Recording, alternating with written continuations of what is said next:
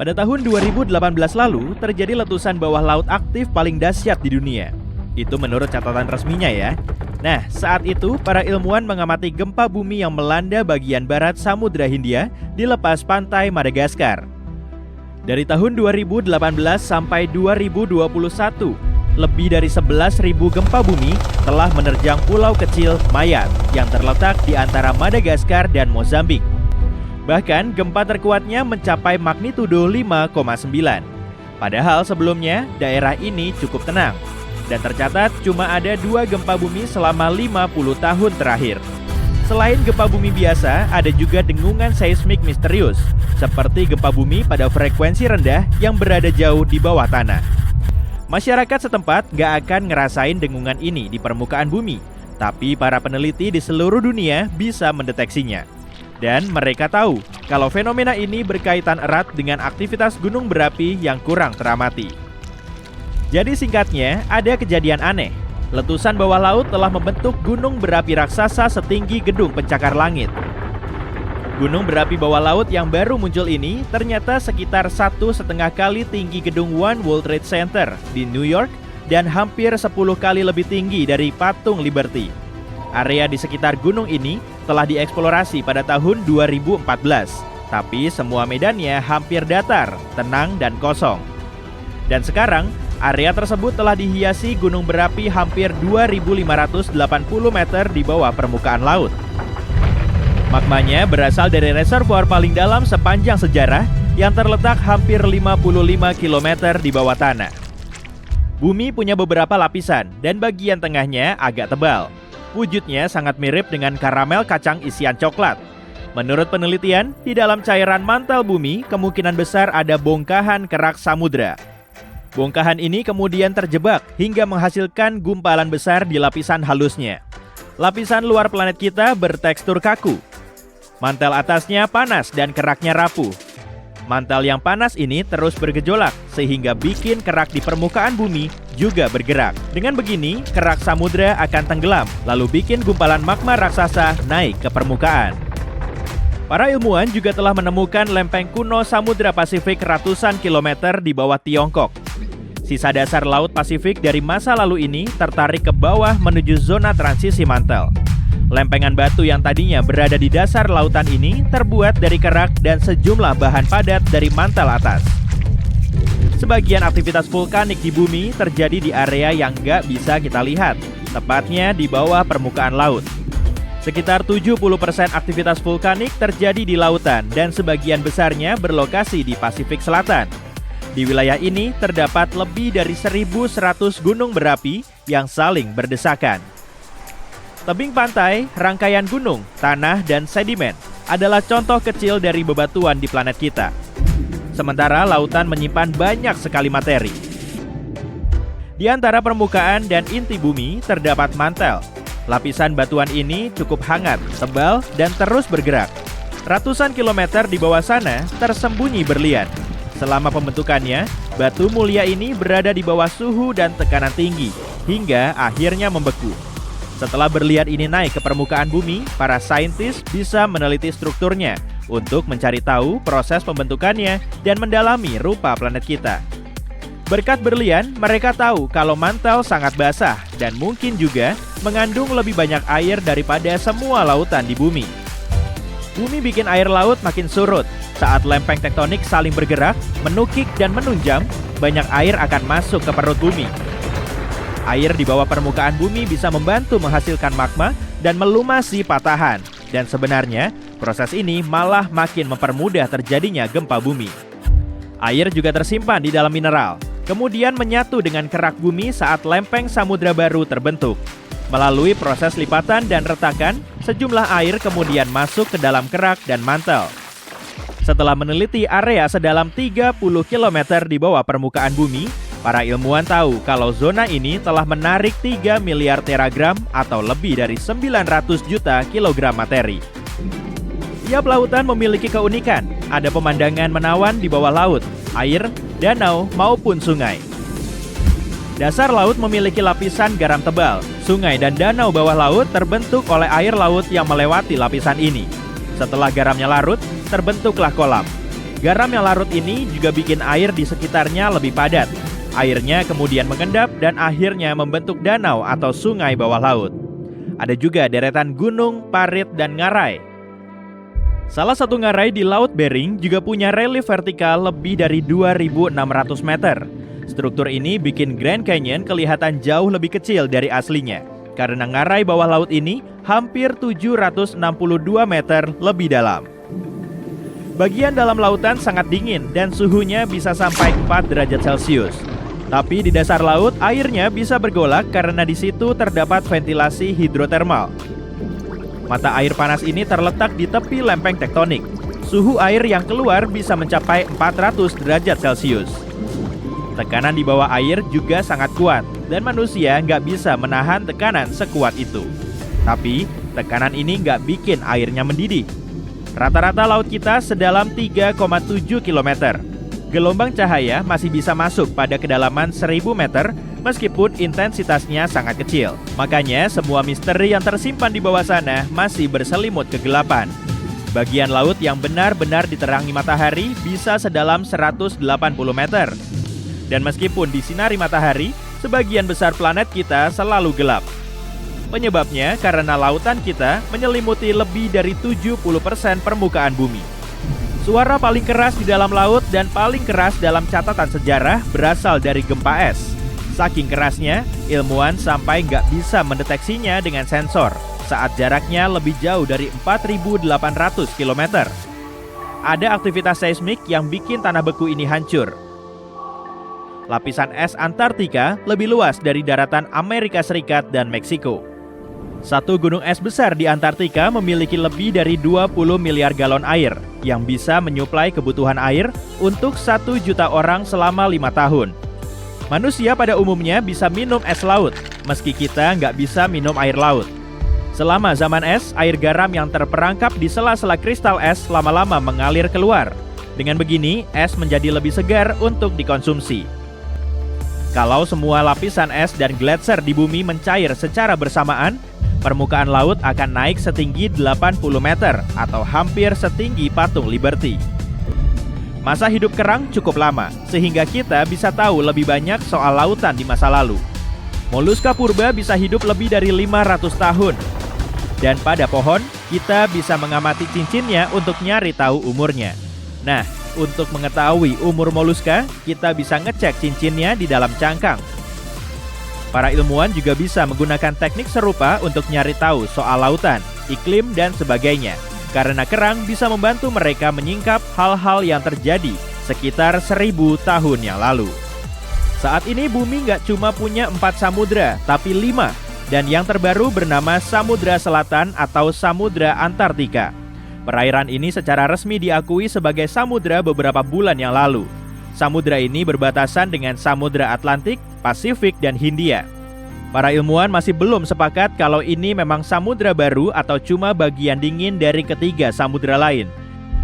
Pembagian samudra nggak asal dipisah-pisahin seperti yang tertera pada peta, tapi kondisi di dalamnya mempengaruhi adanya spesies bahari yang unik. Samudra Selatan punya anjing laut tutul, orca, paus minke, penguin kaisar, serta hewan lain yang hidup di laut dingin dan beres. Di sini juga ada krill atau hewan kecil mirip udang yang jadi makanan bagi hewan besar yang hidup di sekitarnya.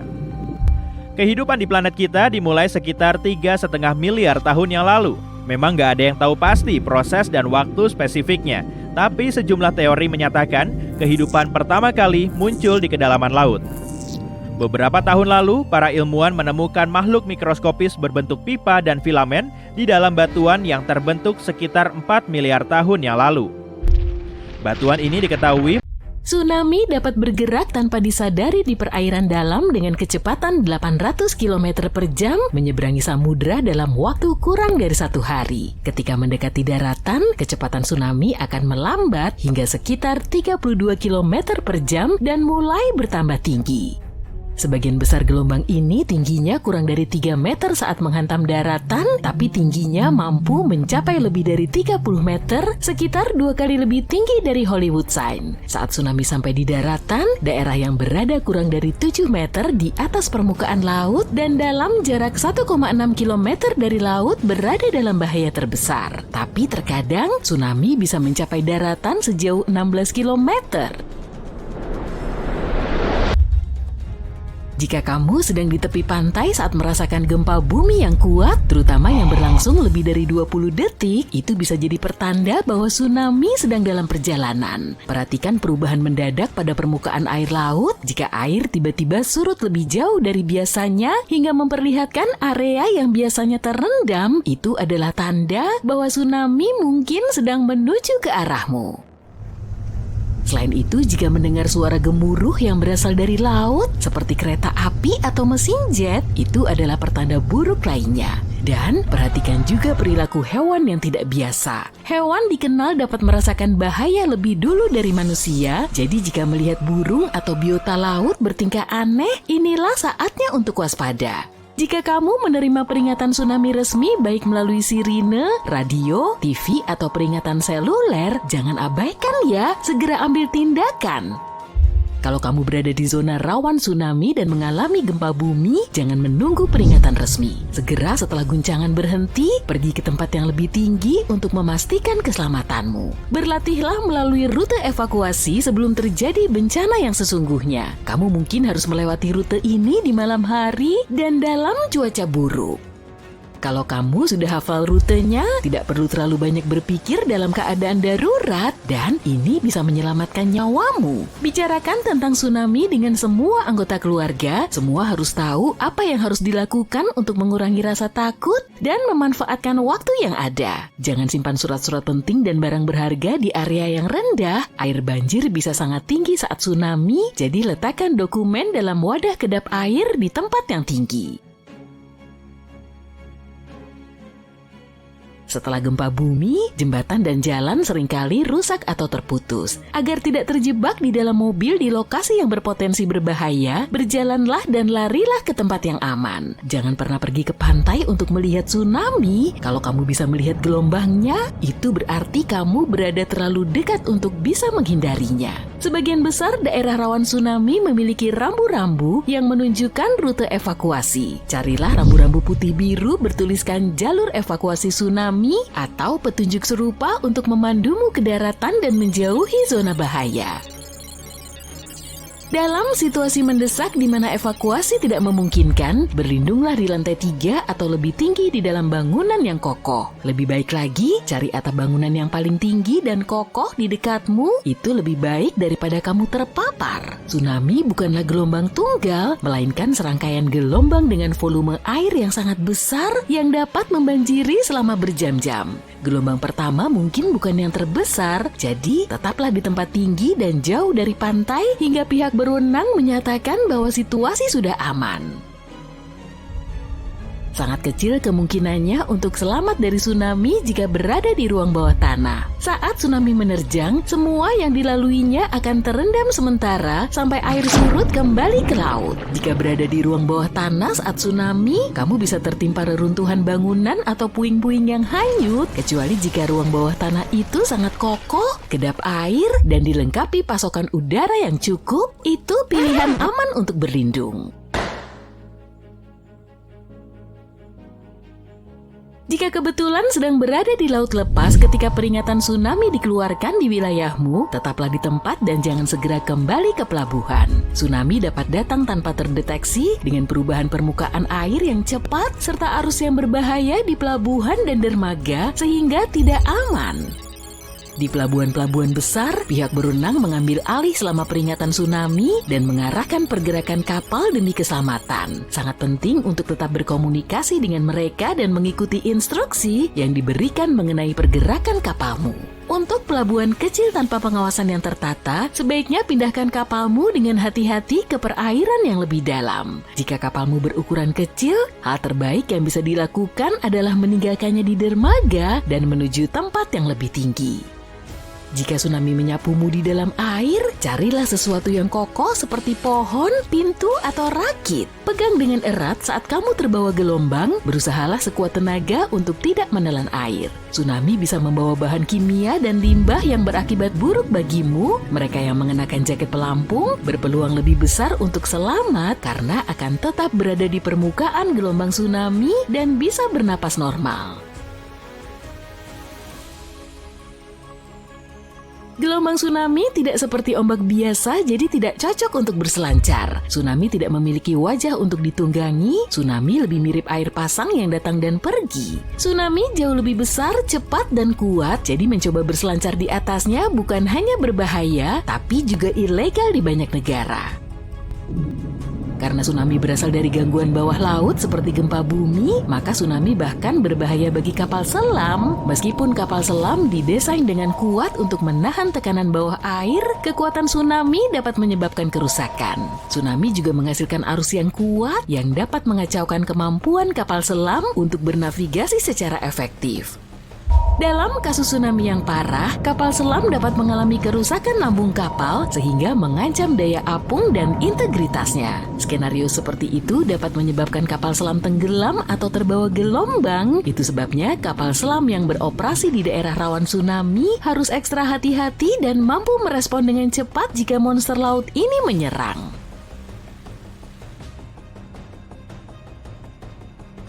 Para ilmuwan masih belum dapat memprediksi tsunami, tapi mereka menggunakan keahliannya dalam seismologi dan data historis tsunami untuk mengidentifikasi gempa bumi yang mungkin memicu tsunami dan mengeluarkan peringatan. Mereka mengumpulkan data penting dari jaringan seismik dan ketinggian air di seluruh dunia yang memungkinkan mereka dengan cepat menilai karakteristik gempa bumi seperti magnitudo, lokasi, dan kedalaman. Dengan menggunakan informasi ini, ilmuwan menentukan apakah gempa bumi berpotensi menghasilkan tsunami dan memutuskan untuk mengeluarkan peringatan tsunami.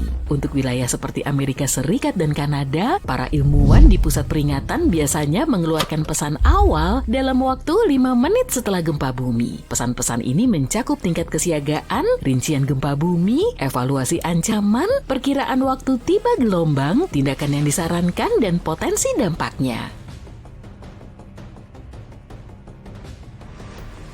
Pada tanggal 26 Desember 2004, pagi-pagi sekali sebuah gempa bumi dahsyat mengguncang dasar laut di dekat Pulau Sumatera, Indonesia. Peristiwa seismik ini melepaskan serangkaian gelombang dahsyat, yakni tsunami yang menyebar ke seluruh Samudra Hindia dan mencapai Afrika Timur selama 7 jam berikutnya. Gelombang-gelombang ini merupakan dinding air yang menjulang tinggi, beberapa di antaranya mencapai ketinggian lebih dari 9,14 meter. Ketika menghantam garis pantai negara-negara seperti Indonesia, Sri Lanka, India, Maladewa, dan Thailand, kerusakan yang ditimbulkan sangat dahsyat. Lebih dari 200.000 orang kehilangan nyawa mereka dalam tsunami yang paling dahsyat yang pernah tercatat. Dan bukan hanya dampak langsung yang dirasakan, konsekuensi jangka panjang juga sangat terasa. Desa-desa Jepang sering banget diterjang gempa dan kekuatannya bisa mencapai 9 magnitudo.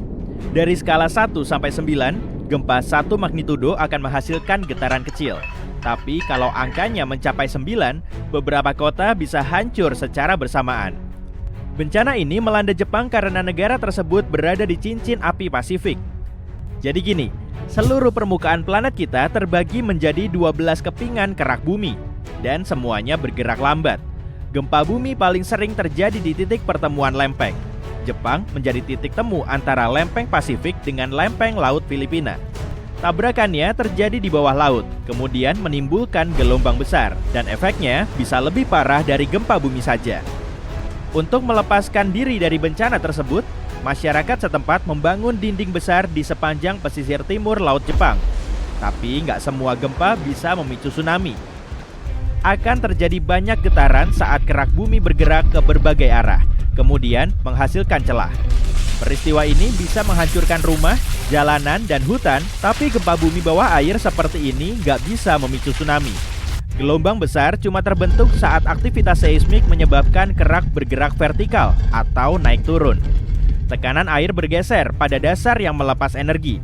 Energi ini mendorong air, kemudian menghasilkan tsunami. Dengan prinsip yang sama, kamu bisa bikin ombak kecil saat melempar batu ke dalam air. Dan gempa bumi vertikal seperti ini sering terjadi di pesisir Jepang. Awalnya terbentuk gelombang. Gelombang ini semakin cepat dan terus membesar. Tingginya bisa mencapai 12 meter, hampir setinggi bangunan 5 lantai. Gelombang itu mendekati pesisir dan kecepatannya naik sampai 800 km per jam, hampir setara dengan kecepatan jelajah pesawat komersil. Jutaan galon air seberat ribuan ton terus mendekat. Gelombang ini sudah sampai di pantai dan menghancurkan objek apapun yang dilaluinya. Rumah, pohon, dan mobil terus berjatuhan oleh kekuatan destruktifnya. Tsunami sekuat itu melanda pesisir timur Laut Jepang di tahun 2011. Tsunami ini telah mengubah lanskap pantai dan dasar laut. Perubahan ini juga memicu terjadinya fenomena alam lain, yaitu pusaran bawah air yang bisa menarik apapun yang ada di dekatnya. Dulu ada dam yang dibangun di sepanjang garis pesisir untuk melindungi desa mereka di pesisir, tapi kekuatan gelombang telah meruntuhkan dinding ini. Makanya, setelah bencana pada tahun 2011, mereka bikin pelindung raksasa di Jepang. Mereka menghabiskan lebih dari 143 triliun rupiah dan mencurahkan waktu selama bertahun-tahun untuk membangunnya. Akhirnya, mereka punya sekitar 440 dinding raksasa di sepanjang pesisir. Mereka menyatukan semua bagian ini menjadi dam raksasa sepanjang hampir 400 km dan setinggi 13 meter. Konstruksi itu dibuat untuk melindungi pesisir dari tsunami dahsyat. Tapi pemerintah tetap merelokasi sejumlah desa di pesisir ke dataran yang lebih tinggi. Mereka juga melarang pembangunan konstruksi apapun di pantai. Banyak penduduk lokal kurang sreg dengan dinding itu, meski bisa memberi mereka perlindungan. Konstruksi tersebut memicu masalah besar bagi industri perikanan. Dinding itu menghalangi akses ke laut, hingga semua kapal dan perahu nggak bisa berlabuh di pantai. Sebagian orang nggak mau jendela rumah mereka terhalang oleh tembok beton, karena tadinya menghadap langsung ke Laut Biru. Uang yang dikucurkan untuk membangun dinding itu bisa dipakai untuk merelokasi lebih banyak rumah. Penduduk khawatir kalau dinding itu cuma memberi ilusi rasa aman. Gelombang raksasa bisa menerjangnya dengan kecepatan tinggi dan menghancurkannya hingga berkeping-keping. Tembok beton ini juga bisa menyebabkan lebih banyak kerusakan. Sebagian ilmuwan sepakat dengan pendapat ini. Kebanyakan ahli yakin tembok itu nggak akan memberi 100% perlindungan, tapi bisa membantu menunda banjir agar penduduk bisa sempat melakukan evakuasi. Dalam situasi seperti ini, tiap menitnya sangat penting. Prediksi gempa bumi nggak akan bisa dilakukan secara akurat, tapi saat gempa mulai terjadi, sensor bisa menghitung kisaran waktu hingga gelombang menyapu pantai. Terakhir, peringatan tsunami ditetapkan 5 menit setelah gempa bumi. Ada gelombang besar yang bergerak sangat ngebut dan mungkin sangat dekat dengan pantai. Kelihatannya, mereka sangat kesulitan untuk menyelamatkan diri dari tsunami. Tapi untungnya, warga Jepang bersedia melakukannya. Mereka mengikuti latihan evakuasi tsunami secara rutin. Mereka juga belajar mengambil keputusan yang tepat saat terjadi banjir. Selain itu, mereka punya rencana tindakan untuk menyelamatkan nyawa mereka. Semua langkah ini plus pembangunan dinding tadi bisa meningkatkan peluang mereka untuk selamat dari bencana. Tsunami nggak cuma terjadi di sekitar pantai Jepang. Kekuatan air di sini sering bertemu dengan kekuatan api. Pada tahun 2010, berjarak ratusan kilometer di sebelah selatan Tokyo, tepatnya di dekat Pulau Iwo Jima. Terdengar bunyi gemuruh rendah yang berasal dari dalam laut. Kemudian, jutaan gelembung naik ke permukaan laut. Airnya mulai memanas dan mendidih. Suhunya begitu panas hingga bisa digunakan untuk merebus telur. Area panas ini terus meluas sampai seukuran stadion. Banyak uap super panas juga memenuhi udara di sekitar. Lalu, bongkahan tanah terlontar dari air. Saat itu semuanya sudah berhenti. Air menjadi dingin dan permukaan laut kembali tenang. Pada hari itu, rupanya ada letusan gunung bawah laut. Di situ gak terjadi bencana, tapi pada tahun 2021, kejadian yang sama berulang lagi. Penjaga pantai Jepang mengingatkan aktivitas vulkanik kuat di area tersebut. Uap dan gas panas dari mulut gunung berapi bisa menyembur dari dalam air. Kemudian terlontar ke udara sampai ketinggian 16 km atau hampir setara dengan 2 kali tinggi Gunung Everest. Gunung berapi besar telah bangun dan perlahan mulai naik ke permukaan. Kalau dilihat dari atas, di situ nggak cuma ada gunung berapi, tapi ada pulau utuh berbentuk mirip tapal kuda. Para seismolog bilang, pulau vulkanik ini hanyalah puncak gunung es. Itulah analogi mereka. Di bawah air masih ada banyak tempat vulkanik lain. Pulau ini juga menerbangkan banyak udara dengan gas dan abu. Langit berubah kelabu. Para ilmuwan terus mengamati gunung berapi ini, tapi mereka nggak tahu pasti konsekuensinya. Letusan gunung berapi bawah air seperti ini memang nggak asing lagi bagi warga di lepas pantai Jepang, tapi kejadian ini tetap unik. Gunung berapi di bawah air nggak meletus dan nggak memuntahkan lava ke atas. Karena di atasnya terdapat banyak air, tekanannya semakin tinggi. Saat magma keluar, air akan segera menekannya ke dasar laut.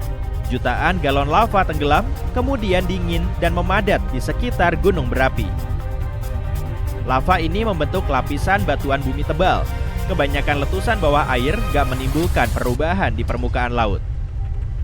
Agar pulau bisa muncul di permukaan laut, gunung berapi memerlukan banyak magma. Letusan vulkanik berikutnya menghasilkan lapisan tebal lain. Setelah jutaan tahun, lava mengalir dari gunung. Letusan yang terus terjadi bikin dasar lautnya makin tinggi. Seiring waktu, lapisan lava dingin ini semakin tinggi. Akhirnya, pada suatu hari, gunung ini muncul di permukaan laut, kemudian berubah menjadi pulau. Dan pada tahun 2013, muncul juga daratan kecil di dekat pulau yang sudah ada. Karena muncul dari dalam air, gunung berapi ini terus tumbuh dan akhirnya menyatu dengan pulau tersebut. Area pulau ini melebar 12 kali lipat setelah 2 tahun. Pulau ini selalu dilingkupi kepulan asap dan permukaannya penuh dengan aliran lava super panas. Aktivitas gunung berapi ini sangat fluktuatif dan gak ada yang tahu pasti kapan kondisinya akan tenang. Suatu ketika, mereka membangun kota kecil di pulau serupa, dan tempat ini masih ada sampai sekarang. Letaknya ada di sebelah selatan Tokyo dan dinamakan sebagai Aogashima. Mereka nggak begitu khawatir dengan bencana yang mungkin akan terjadi, meskipun gunung berapi di situ terakhir kali meletus pada bulan Mei 1000.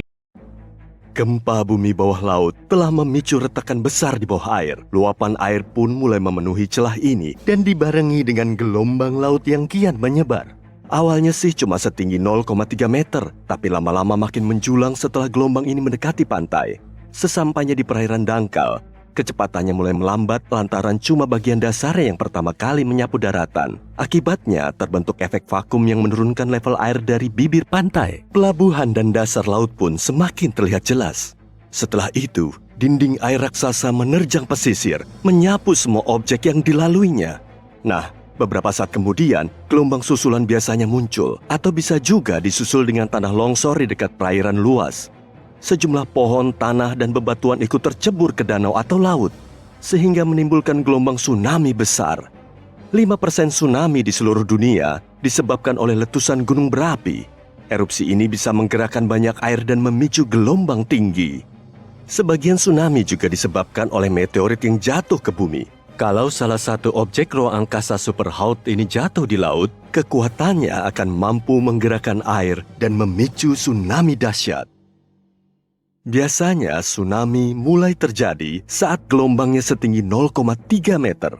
Nah, itu yang disebut gelombang kecil, kurang lebih setinggi pinggang manusia rata-rata. Kalau gelombang tinggi yang ini sih lain lagi, para peselancar menyebutnya double overhead. Gempa bumi terdahsyat yang pernah tercatat terjadi di dekat pantai Chili Selatan. Peristiwa ini memicu tsunami hingga ke Hawaii, Jepang, dan Filipina. Gelombang terbesarnya setinggi gedung 5 lantai. Gelombang tertinggi yang pernah dipakai peselancar mencapai setengah kalinya tinggi Arc de Triomphe di Paris. Gareth McNamara mencetak rekor ini pada tahun 2011 di Nazaré, Portugal. Pada tahun 1995, para ilmuwan mendeteksi adanya rogue wave yang terjadi secara tiba-tiba. Saat itu mereka mengamati gelombang setinggi 25 meter yang bahkan lebih tinggi dari pesawat penumpang terbesar di dunia, Airbus A380. Gelombang raksasa ini dikelilingi oleh gelombang lebih kecil setinggi 6 meter. Tsunami Tohoku pada tahun 2011 disebabkan oleh gempa bumi terkuat sepanjang sejarah Jepang. Gelombang tertingginya hampir setengah kali tinggi jembatan Brooklyn. Erupsi Gunung Krakatau pada tahun 1883 menimbulkan dentuman paling kencang yang pernah terdengar di seluruh dunia. Gelombang tsunami tertingginya setinggi patung Liberty. Tsunami April Mop pada tahun 1946 disebabkan oleh gempa bumi kuat di dekat Alaska. Gelombang tertingginya sedikit lebih tinggi dari Kolosium di Roma. Tsunami Aceh pada tahun 2004 lalu berawal dari Samudra Hindia. Bencana ini disebabkan oleh gempa bumi kuat di bawah laut. Akibatnya terjadi rentetan gelombang tsunami. Gelombang terbesarnya hampir setinggi Menara Pisa. Salah satu tanah longsor paling tragis sepanjang sejarah terjadi di lembah Lodalen, Norwegia pada tahun 1936. Bongkahan batu besar ambrol lalu jatuh ke danau Lovatnet. Karena ukurannya hampir 2 kali Menara Eiffel, batu ini mampu memicu gelombang tsunami dahsyat hampir setinggi Taj Mahal di India. Mega tsunami Greenland pada tahun 2017 dipicu oleh tanah longsor parah di salah satu fjord. Gelombang yang menyapu pantai setinggi Big Ben. Erupsi gunung berapi dahsyat menyebabkan tanah longsor dari kubah lava berumur 4.000 tahun.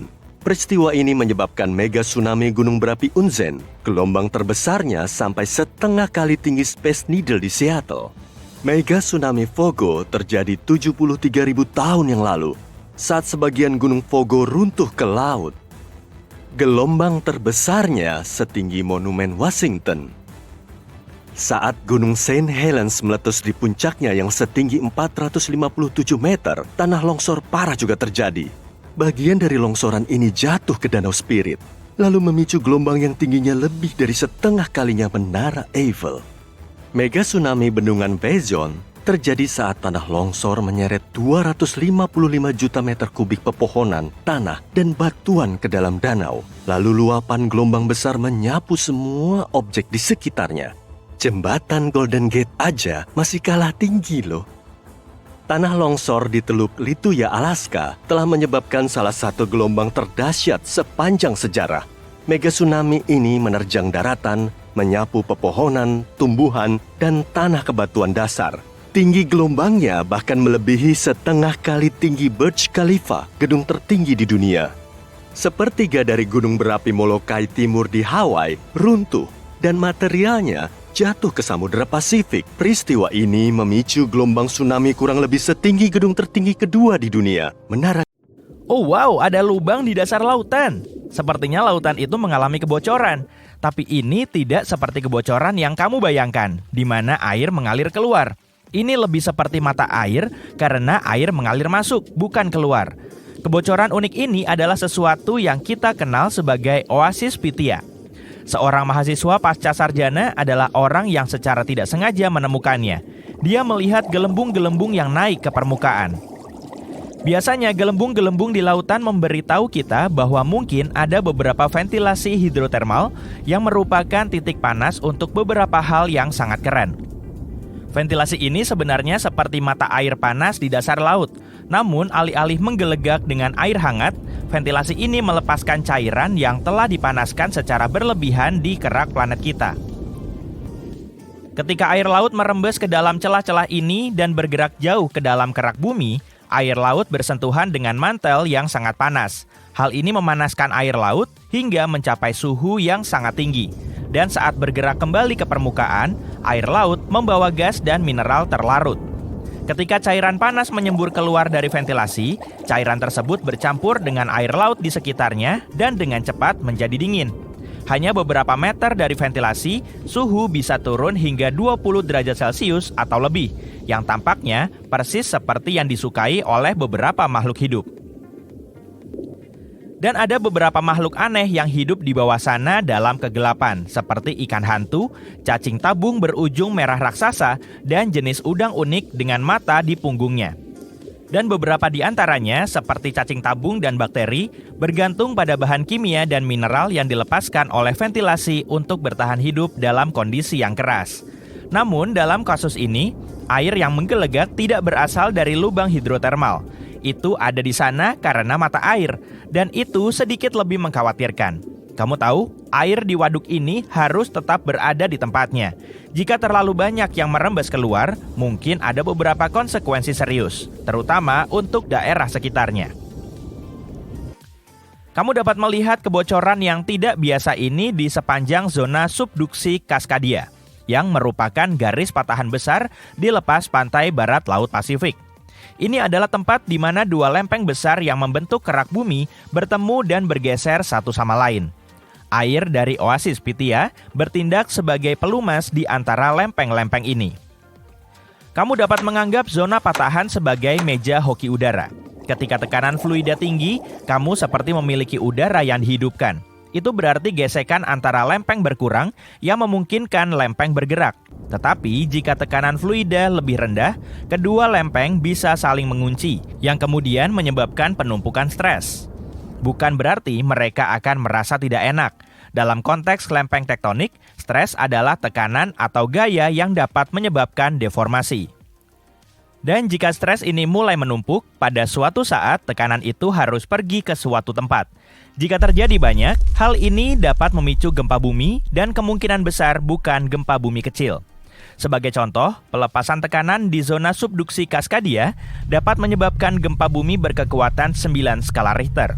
Sebagai perbandingan, gempa bumi terbesar yang pernah dicatat terjadi di Chili pada tahun 1960 dengan kekuatan 9,5 skala Richter. Kerusakan yang ditimbulkannya sangat besar, jadi kita berharap air akan tetap berada di dalam waduknya dan tetap menjaga keseimbangan lempeng tektonik. Kita baru menjelajahi 5% dari samudra. Siapa yang tahu berapa banyak hal keren yang ada di dasar lautan menunggu untuk ditemukan?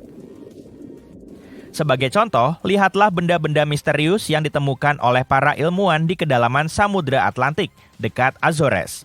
Lubang-lubang itu tersusun rapi dan berjarak sekitar 10 cm, atau dalam beberapa kasus, bahkan beberapa meter. Mereka menyerupai tusukan yang ditinggalkan oleh mesin jahit. Beberapa orang berpikir bahwa lubang-lubang ini bisa jadi pusat asal biologis. Misalnya, beberapa ikan mungkin membuatnya saat berjalan di dasar laut. Yang lain percaya bahwa kita mungkin sedang melihat sesuatu yang dibuat oleh manusia, mungkin ditinggalkan oleh ban berduri. Tentu saja, lubang-lubang seperti itu sangat cocok untuk mengarang cerita tentang makhluk dari planet lain yang diduga membuatnya. Atau bahkan, mungkin monster legendaris seperti monster dari Loch Ness. Memang sulit untuk menjelaskan kesimetrisan lubang-lubang tersebut, tapi seorang ahli biologi laut dalam menawarkan penjelasan yang cukup bagus. Dia mengatakan bahwa mungkin ada hewan yang menggali di bawah sedimen. Dan dari waktu ke waktu, hewan tersebut bisa membuat cerobong asap kecil hanya untuk mendapatkan akses ke sirkulasi air bersih di dalam liang kecilnya. Maksudku, ada tumpukan sedimen di sekitar bukaan setiap lubang, dan itu mendukung gagasan bahwa ada sesuatu yang mendorong tanah dari bawah. Tapi masih belum ada bukti bahwa lubang-lubang ini benar-benar terhubung di bawah permukaan. Dan ada banyak hal yang tersembunyi di dasar samudera dan lautan yang ditinggalkan oleh peradaban kuno untuk kita. Sebagai contoh, para arkeolog membuat penemuan yang sangat keren di lepas pantai selatan Kroasia. Sebuah jalan yang tersembunyi di bawah lapisan lumpur laut yang berusia 7.000 tahun. Mereka menemukan jalan kuno itu di situs Neolitikum Solin yang tenggelam. Situs Solin adalah sebuah pulau buatan manusia pada zaman kuno dan seorang arkeolog menemukannya 2 tahun yang lalu. Dia sedang mempelajari citra satelit di daerah sekitar Korčula, salah satu pulau di Kroasia yang indah. Ketika dia menyadari bahwa mungkin ada sesuatu yang menarik di dasar laut, dia menyelam ke dalam air bersama rekannya. Dan di bawah permukaan Laut Adriatik, yang merupakan bagian dari Laut Mediterania pada kedalaman 4-5 meter, mereka menemukan dinding batu yang kemungkinan besar merupakan bagian dari pemukiman kuno. Daratan tempat orang membangun pemukiman tersebut dipisahkan dari pulau utama oleh hamparan tanah yang sempit. Untungnya, daerah ini terlindung dari ombak besar oleh pulau-pulau di sekitarnya, sehingga situs ini tetap relatif terawat dengan baik. Jalan ini sekarang tersembunyi di bawah permukaan laut dan tertutup lumpur, tetapi sangat menarik untuk membayangkan bagaimana orang-orang berjalan di jalan tersebut hampir 7.000 tahun yang lalu, mengunjungi permukiman di dekatnya. Jika kamu ingin melihat makhluk-makhluk paling aneh, kamu bisa pergi ke dasar laut. Sebenarnya, para ilmuwan telah menentukan bahwa mungkin ada lebih dari 30 spesies baru yang berpotensi ada di dasar Samudra Pasifik. Mereka telah mengumpulkannya dengan menggunakan kendaraan yang dikendalikan dari jarak jauh. Ini adalah langkah besar karena sampai saat ini mereka hanya bisa mempelajari makhluk-makhluk seperti itu melalui foto. Aku berbicara tentang cacing yang tersegmentasi, berbagai jenis karang, beberapa invertebrata yang mirip dengan kelabang, dan banyak lagi. Tetapi ada juga banyak makhluk aneh lama yang sudah kita ketahui yang terlihat seperti berasal dari film fiksi ilmiah. Gurita merah, blobfish. Oke, yang satu ini terlihat normal sampai kamu mengangkatnya ke permukaan. Hiu siluman, ikan berbisa sloan, cacing zombie. Ya, aku tahu, mari kita lanjutkan. Dasar laut juga menyembunyikan benda-benda dari luar angkasa. Ada jejak-jejak plutonium dan besi yang langka di dasar Samudra Pasifik. Dan yang mengagumkan adalah semua ini berasal dari luar angkasa. Bahan-bahan radioaktif ini mungkin terbentuk saat terjadi bencana alam di luar angkasa. Pada November 2020, gelombang setinggi gedung 4 lantai tercatat di lepas pantai Pulau Vancouver, Kanada. Tim Marine Labs, perusahaan yang mengoperasikan pelampung yang terperangkap di dalamnya, terkejut dengan data yang mereka lihat. Semua tampak normal, kemudian tanpa diduga, sebuah kekuatan besar datang, menarik pelampung ke bawah, lalu mengirimnya ke puncak sebelum membawanya lebih dalam lagi. Kemungkinan terbentuknya gelombang besar seperti itu adalah sekali dalam 1.300 tahun. Jadi mereka harus yakin bahwa itu bukan kesalahan teknis. Marine Labs mengirim data tersebut ke ilmuwan gelombang raksasa di Universitas Victoria. Mereka menganalisis dan memvalidasi temuan itu dan membagikannya pada Februari 2020. Gelombang ini menjadi gelombang raksasa paling ekstrem yang pernah tercatat secara resmi karena tingginya 3 kali lipat dari gelombang di sekitarnya. Untungnya gelombang raksasa ini tidak menimbulkan kerusakan karena terjadi jauh di lepas pantai. Selama berabad-abad, gelombang raksasa diyakini hanya ada dalam kisah-kisah para pelaut. Christopher Columbus sendiri pernah menyebut tentang gelombang raksasa, tapi pada saat itu keberadaannya belum bisa dipastikan. Pada Agustus 1498, dia sedang melakukan ekspedisi ketiganya ke Amerika. Ketika melewati selat di dekat Trinidad, sebuah gelombang besar mengangkat perahu mereka. Mereka berhasil selamat dan melanjutkan perjalanan, dan daerah itu masih dikenal sebagai Mulut Naga, dinamai demikian oleh Columbus. Pada tahun 1826, seorang ilmuwan dan perwira Angkatan Laut Prancis menyeberangi Samudra Hindia dengan kapalnya Astrolabe. Mereka terjebak dalam badai dahsyat dan menyaksikan beberapa ombak setinggi lebih dari 24 meter. Salah satunya setinggi gedung 10 lantai. Kru kapal kehilangan salah satu anggotanya, tetapi mereka berempat termasuk sang kapten berhasil mencapai daratan dan menyebarkan kisah tentang ombak raksasa tersebut. Tapi pada saat itu, para ilmuwan meyakini ombak tidak mungkin lebih tinggi dari 9 meter. Jadi semua orang menganggap cerita ini hanya dongeng. Para saksi mata menceritakan banyak kisah lain tentang ombak raksasa yang muncul entah dari mana, tetapi para ilmuwan secara resmi baru mengakui adanya gelombang raksasa pada tahun 1995. Gelombang ini tercatat dalam sejarah sebagai gelombang Dropner atau ombak tahun baru. Monster laut utara ini menghantam anjungan gas Norwegia Dropner tepat pada tahun baru. Gelombang ini mencapai 26 meter, ombak yang mengelilinginya 2 kali lebih kecil. Anjungan ini dibangun untuk menahan ombak setinggi 19 meter dan memiliki sensor paling canggih pada masanya. Hal ini menjadi sensasi di dunia ilmiah karena tidak seperti jenis gelombang lain yang pernah mereka pelajari. Jadi mereka memberi definisi resmi untuk gelombang raksasa, yaitu gelombang yang lebih dari 2 kali lipat tinggi gelombang lain di sekitarnya. Gelombang yang juga dikenal sebagai gelombang aneh, gelombang monster, dan gelombang episodik ini bisa muncul secepat kilat di laut saat badai atau muncul begitu saja di perairan yang tenang. Gelombang ini memiliki sisi yang curam dan palung yang dalam di bawahnya dan terlihat seperti dinding air yang mencuat dari laut. Gelombang ini begitu kuat hingga dapat menelan helikopter penyelamat yang sedang melakukan tugasnya. Gelombang raksasa tidak sama dengan tsunami. Tsunami terjadi karena ada pergeseran besar dalam air seperti gempa bumi, letusan gunung berapi, atau longsor. Semua itu mengacaukan seluruh kolom air. Di laut, kamu mungkin tidak menyadari jika ada tsunami yang melaju di bawahmu. Tapi di dekat pantai, saat menghantam perairan dangkal, ombak tersebut bisa mencapai ketinggian yang luar biasa. Gelombang raksasa terbentuk di permukaan, meskipun terkadang bisa juga terbentuk jauh di bawah, dan ini disebut gelombang internal raksasa. Para ilmuwan dan pelaut mencatat beberapa statistik. Gelombang raksasa lebih sering terbentuk ketika rentetan gelombang bertemu arus laut yang deras. Pantai Afrika Selatan adalah salah satu tempat yang memilikinya. Ada kekhawatiran monster air ini akan lebih sering terjadi di masa depan karena ada lebih banyak energi di atmosfer dan lautan. Ini berarti gelombang raksasa akan lebih besar dan lebih sering terjadi, serta akan lebih banyak kapal yang hilang di laut. Gelombang raksasa tidak hanya terjadi di lautan dan bahkan bisa terjadi di danau. Danau Superior menjadi saksi sesuatu yang diberi nama Three Sisters. Ini serangkaian 3 gelombang besar yang datang berurutan. Gelombang kedua menerjang geladak kapal sebelum gelombang pertama hilang. Gelombang ketiga datang dan menambah volume air. Three Sisters ini memenuhi kapal. Ada teori yang mengatakan fenomena ini menenggelamkan kapal uap Edmund Fitzgerald pada tahun 1975.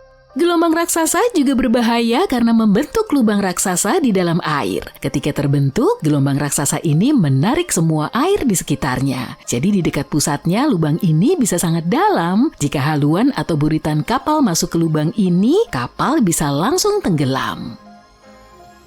Beberapa ahli kelautan percaya gelombang raksasa menjadi penyebab hilangnya kapal-kapal di segitiga Bermuda yang terkenal di Samudra Atlantik. Badai dari berbagai arah berkumpul di area misterius ini, sehingga gelombang raksasa lebih mungkin terbentuk di sini. Karena bisa mencapai ketinggian 30 meter, secara teori gelombang raksasa bahkan bisa menenggelamkan pesawat, bukan hanya kapal. Ada 2 teori utama yang coba memahami bagaimana gelombang raksasa terjadi. Pertama, kita punya teori penjumlahan linier. Bayangkan gelombang yang menjelajahi lautan dengan kecepatan masing-masing. Nah, ketika gelombang-gelombang ini berpapasan, mereka bergabung dan menjadi lebih kuat membentuk gelombang raksasa. Lalu ada teori pemfokusan non-linier. Teori ini mengatakan gelombang senang berkelompok dan saat menghabiskan waktu bersama, mereka berbagi energi. Terkadang pertukaran energi ini berubah menjadi gelombang raksasa.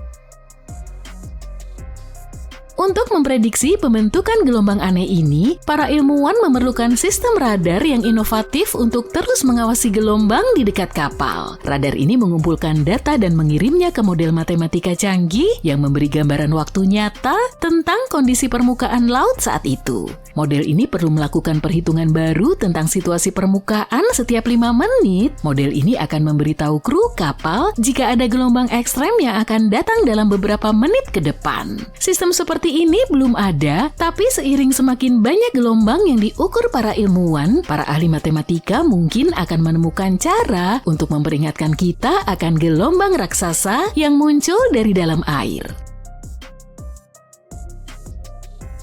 Terkadang kamu mungkin mendengar istilah ombak sneaker sebagai sinonim dari gelombang raksasa, tapi para ahli kelautan menyatakan keduanya berbeda. Gelombang raksasa sebagian besar terjadi di lautan dan ombak sneaker terbentuk di pantai. Ombak sneaker juga dikenal sebagai ombak raja dan ombak sleeper, melaju jauh lebih cepat daripada ombak biasa saat mendekati pantai. Ombak ini selalu muncul tanpa peringatan setelah ombak yang lebih kecil dan bisa sangat kuat. Ombak ini bisa menyeret perenang lebih jauh ke lautan, tapi bagian terburuknya, ombak ini juga dapat menyapumu ke dalam air ketika kamu sedang berjalan-jalan santai di dermaga atau pantai atau di singkapan di dekatnya. para peneliti di Oregon State University menemukan bahwa ombak sneaker terbentuk dalam badai lepas pantai yang membawa energi angin ke permukaan laut. Dengan semua energi itu, beberapa gelombang bersatu dan saling tumpang tindih menjadi ombak yang lebih tinggi dan mencapai lebih jauh ke daratan dibanding gelombang biasa. Hal lain yang membuatnya lebih berbahaya seperti halnya gelombang raksasa, ombak ini sulit diprediksi. Nelayan, peselancar, dan orang lain yang menghabiskan banyak waktu di tepi air biasanya tahu kapan dan apa yang harus dihindari saat ada ombak besar. Logika ini tidak berlaku pada ombak sneaker. Tidak ada waktu tertentu dalam setahun di mana ombak ini lebih aktif, tapi beberapa data menunjukkan ombak ini kemungkinan besar terjadi antara bulan April dan Oktober, dan puncaknya adalah bulan Oktober dan November. Ombak sneaker membawa air, pasir, dan kerikil dalam jumlah besar. Semua itu bisa memenuhi sepatumu dalam hitungan detik dan menyeretmu jika kamu berada di pantai pada saat itu. Monster laut ini juga memiliki kekuatan untuk memindahkan batang kayu besar yang juga menciptakan bahaya lain. Di tahun 1945, 5 pesawat TBF Avenger terbang untuk latihan rutin di sekitar segitiga Bermuda. Di tengah latihan, kelima pesawat itu dihantam hujan deras dan angin kencang, meskipun cuaca diperkirakan cerah.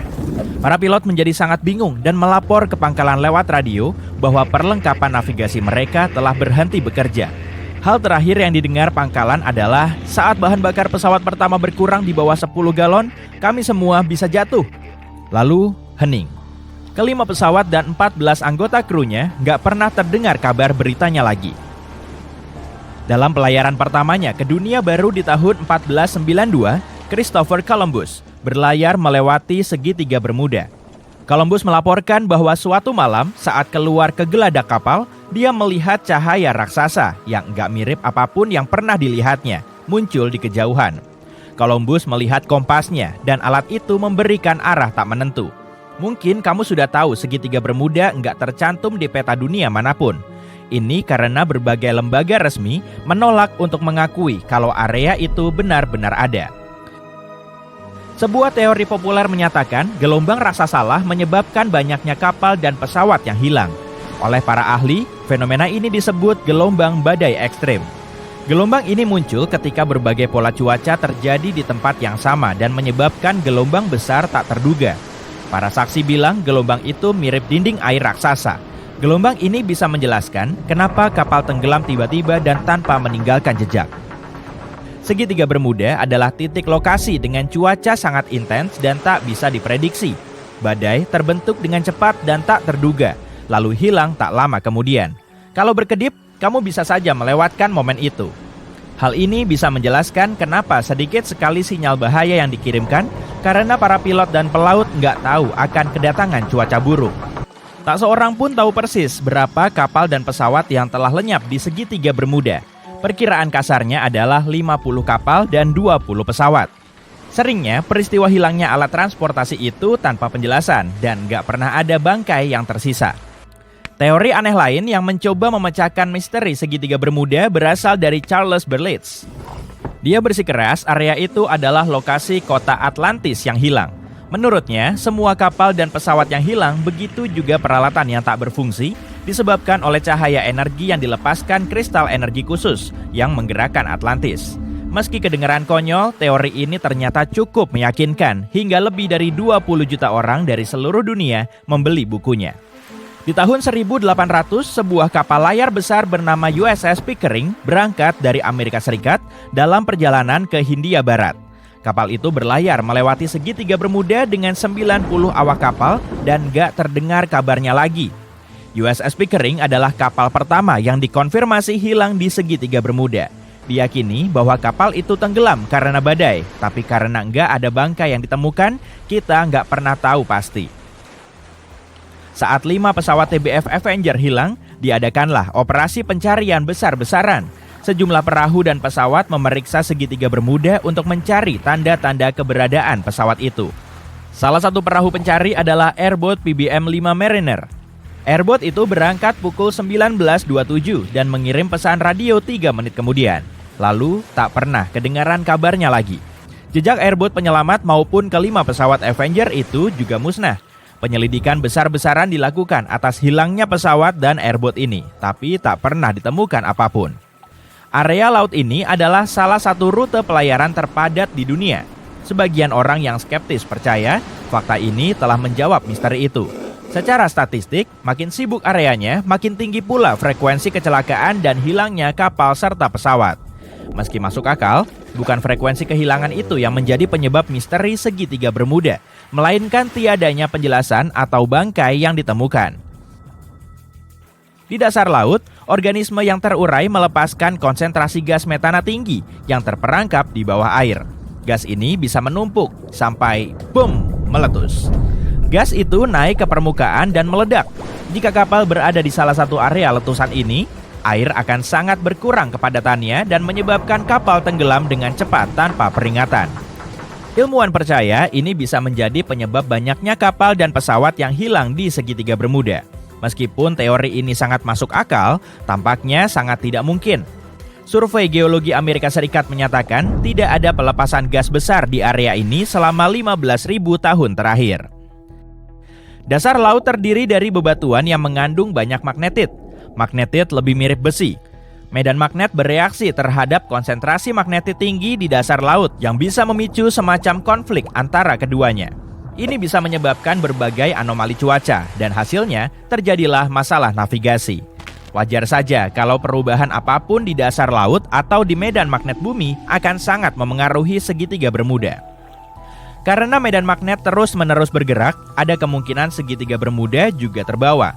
Sekarang, setelah tahu lokasi segitiga Bermuda, orang-orang mudah menghindarinya. Diduga segitiga ini bergerak ke timur bersama kutub magnetik, tapi ilmuwan belum bisa menjawab dengan persis di mana lokasinya dalam beberapa tahun. Sebagian orang menyalahkan aktivitas paranormal dari luar bumi atas semua bencana ini. Orang lain menduga ini semua tentang fenomena alam yang mengamuk. Ada segitiga lain di Danau Michigan. Seperti halnya yang ada di dekat Bermuda, segitiga Michigan memperoleh reputasi suram karena beberapa kasus kehilangan. Peristiwa pertama yang tercatat terjadi tahun 1679. Sebuah kapal besar, salah satu yang terbesar saat itu, memulai sebuah ekspedisi. Tapi begitu memasuki segitiga seram itu, kapal ini nggak pernah kembali.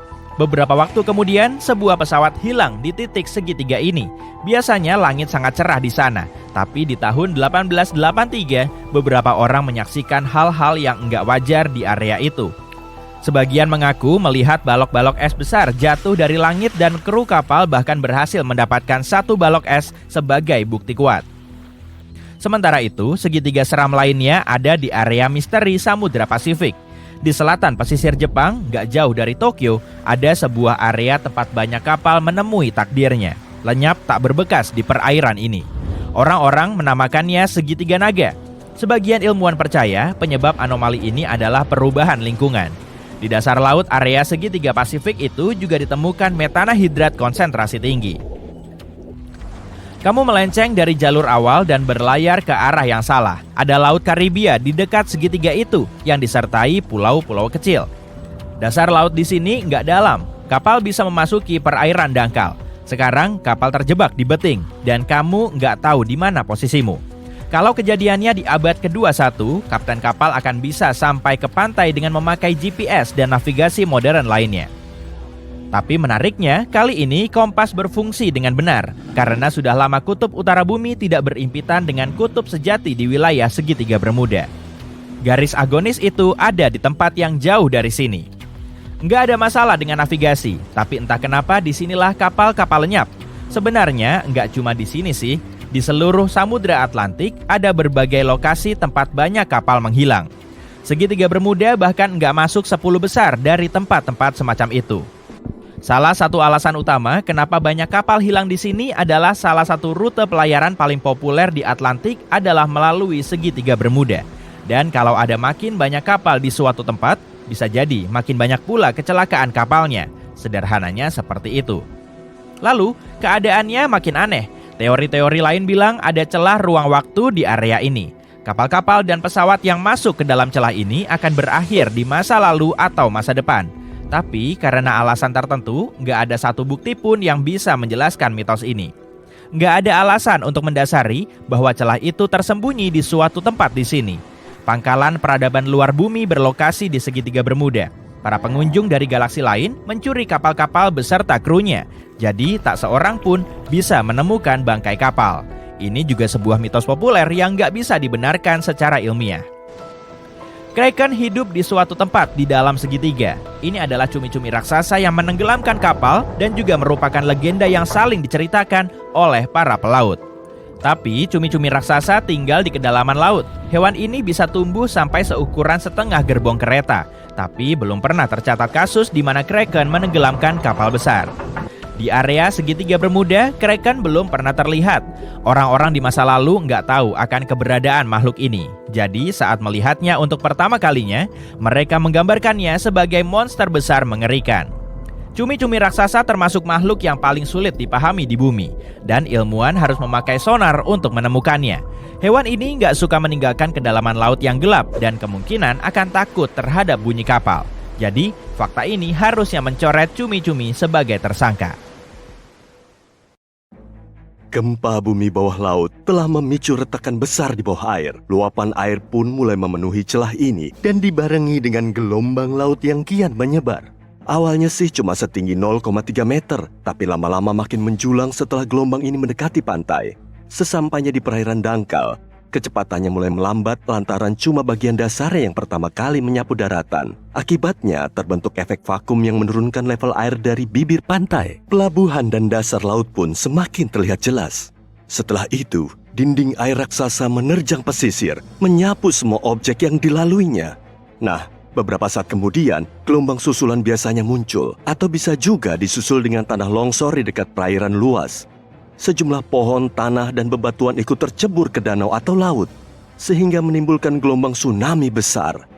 5% tsunami di seluruh dunia disebabkan oleh letusan gunung berapi. Erupsi ini bisa menggerakkan banyak air dan memicu gelombang tinggi. Sebagian tsunami juga disebabkan oleh meteorit yang jatuh ke bumi. Kalau salah satu objek ruang angkasa Superhaut ini jatuh di laut, kekuatannya akan mampu menggerakkan air dan memicu tsunami dahsyat. Biasanya tsunami mulai terjadi saat gelombangnya setinggi 0,3 meter. Nah, itu yang disebut gelombang kecil, kurang lebih setinggi pinggang manusia rata-rata. Kalau gelombang tinggi yang ini lain lagi, para peselancar menyebutnya double overhead. Gempa bumi terdahsyat yang pernah tercatat terjadi di dekat pantai Chili Selatan. Peristiwa ini memicu tsunami hingga ke Hawaii, Jepang, dan Filipina. Gelombang terbesarnya setinggi gedung 5 lantai. Gelombang tertinggi yang pernah dipakai peselancar mencapai setengah kalinya tinggi Arc de Triomphe di Paris. Gareth McNamara mencetak rekor ini pada tahun 2011 di Nazaré, Portugal. Pada tahun 1995, para ilmuwan mendeteksi adanya rogue wave yang terjadi secara tiba-tiba. Saat itu mereka mengamati gelombang setinggi 25 meter yang bahkan lebih tinggi dari pesawat penumpang terbesar di dunia, Airbus A380. Gelombang raksasa ini dikelilingi oleh gelombang lebih kecil setinggi 6 meter. Tsunami Tohoku pada tahun 2011 disebabkan oleh gempa bumi terkuat sepanjang sejarah Jepang. Gelombang tertingginya hampir setengah kali tinggi jembatan Brooklyn. Erupsi Gunung Krakatau pada tahun 1883 menimbulkan dentuman paling kencang yang pernah terdengar di seluruh dunia. Gelombang tsunami tertingginya setinggi patung Liberty. Tsunami April Mop pada tahun 1946 disebabkan oleh gempa bumi kuat di dekat Alaska. Gelombang tertingginya sedikit lebih tinggi dari Kolosium di Roma. Tsunami Aceh pada tahun 2004 lalu berawal dari Samudra Hindia. Bencana ini disebabkan oleh gempa bumi kuat di bawah laut. Akibatnya terjadi rentetan gelombang tsunami. Gelombang terbesarnya hampir setinggi Menara Pisa. Salah satu tanah longsor paling tragis sepanjang sejarah terjadi di lembah Lodalen, Norwegia pada tahun 1936. Bongkahan batu besar ambrol lalu jatuh ke danau Lovatnet. Karena ukurannya hampir 2 kali Menara Eiffel, batu ini mampu memicu gelombang tsunami dahsyat hampir setinggi Taj Mahal di India. Mega tsunami Greenland pada tahun 2017 dipicu oleh tanah longsor parah di salah satu fjord. Gelombang yang menyapu pantai setinggi Big Ben. Erupsi gunung berapi dahsyat menyebabkan tanah longsor dari kubah lava berumur 4.000 tahun. Peristiwa ini menyebabkan mega tsunami gunung berapi Unzen, gelombang terbesarnya sampai setengah kali tinggi Space Needle di Seattle. Mega tsunami Fogo terjadi 73.000 tahun yang lalu, saat sebagian gunung Fogo runtuh ke laut. Gelombang terbesarnya setinggi Monumen Washington.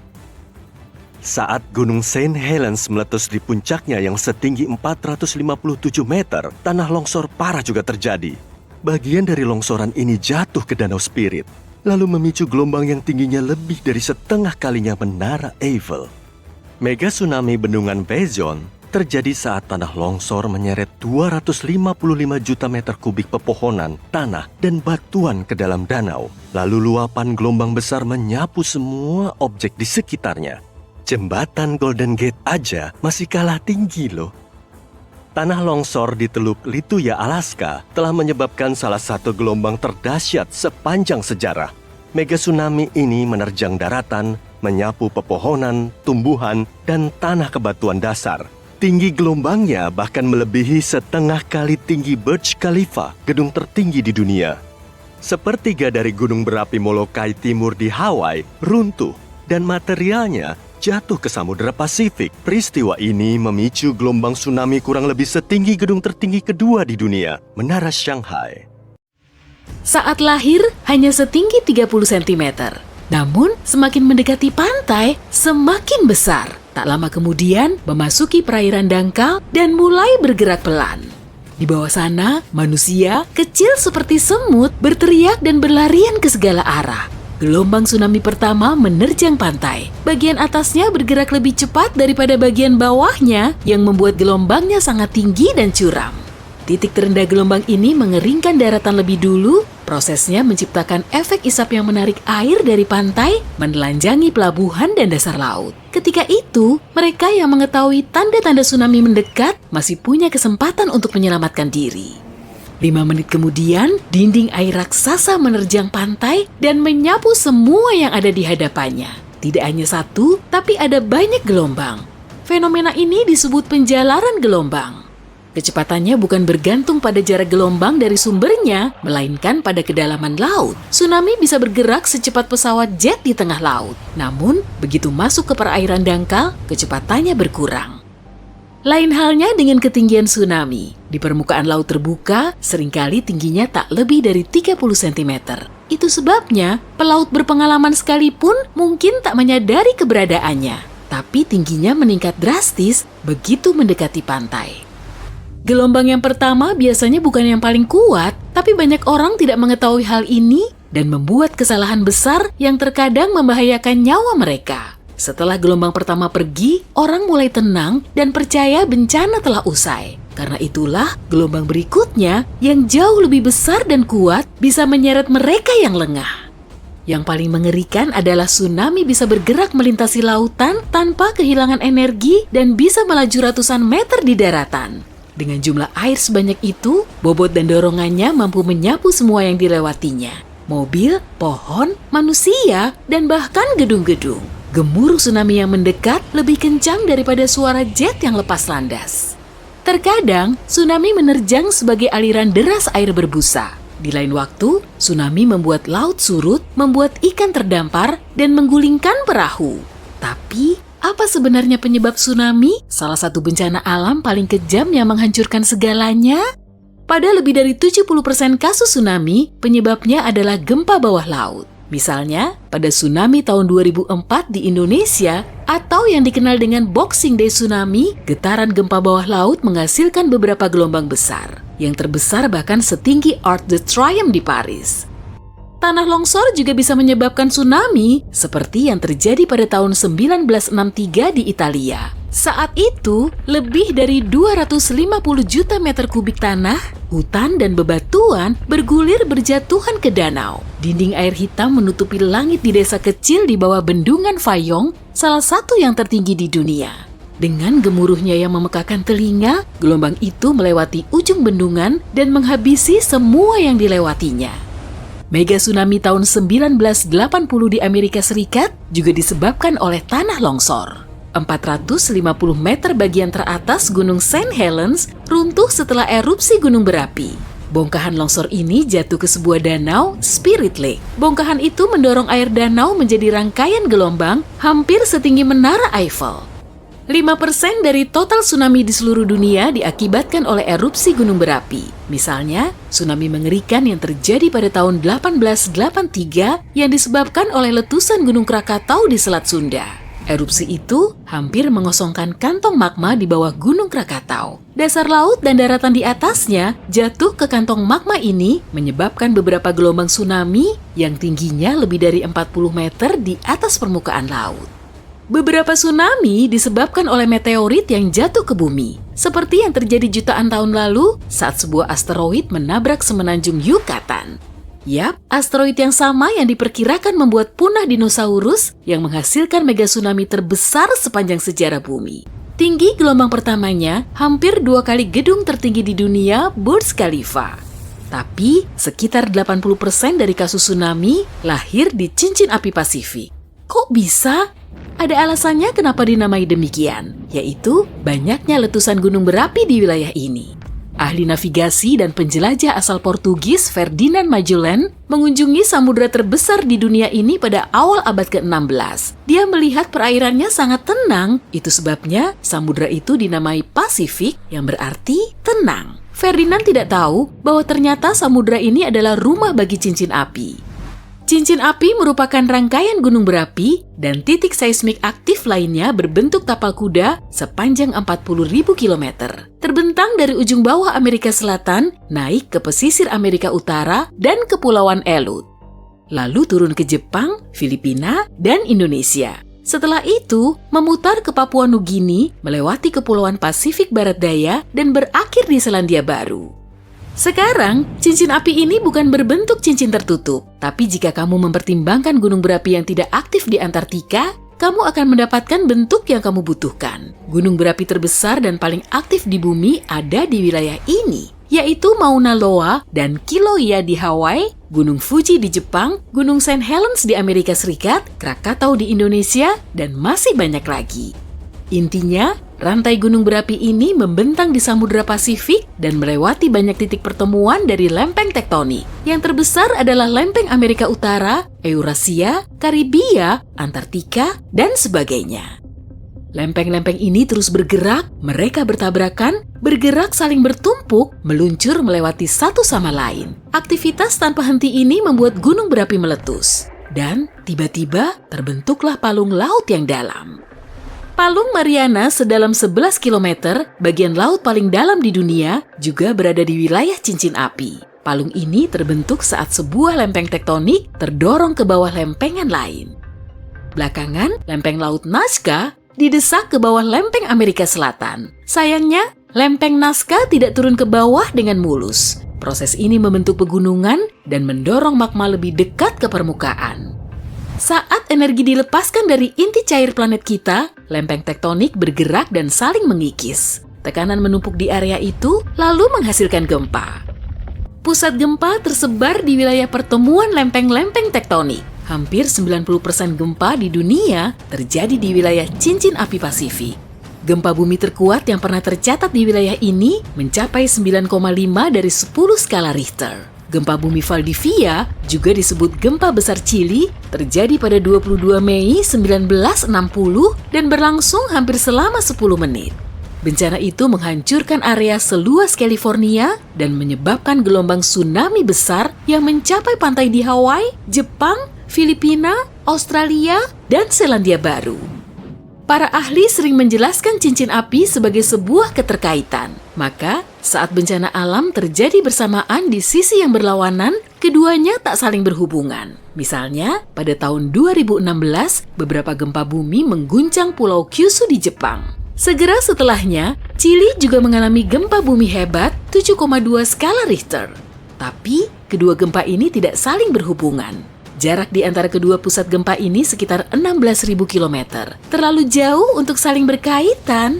Oh ya, gempa bawah laut membuat dasar laut naik atau turun dalam batas lempeng tektonik. Peristiwa ini memindahkan volume air yang besar dan menghasilkan gelombang yang akan menjadi tsunami. Karena gempa bumi terjadi lebih sering di wilayah cincin api daripada di tempat lain, maka wilayah ini juga sering dilanda tsunami. Omong-omong, meskipun merupakan samudra terbesar di bumi, Samudra Pasifik bisa menghilang dalam 300 juta tahun mendatang. Lempeng tektonik terus bergerak, Atlantik terus terbuka, dan Pasifik menutup dalam gerakan yang sangat lambat, tapi tetap saja berpengaruh. Suatu hari nanti, Amerika bisa bertabrakan dengan Antartika yang bergerak ke utara. Setelah itu, Asia dan Australia kemungkinan akan bergabung dengan benua yang baru ini. Proses ini bisa menciptakan Pangea baru, seperti layaknya super benua kuno yang kala itu merupakan satu-satunya benua di planet ini, hingga kemudian mulai terpisah sekitar 200 juta tahun lalu. Namun, beberapa ahli geologi tidak mendukung teori ini. Mereka percaya bahwa Samudra Atlantik dan Arktik lebih mungkin hilang daripada Samudra Pasifik.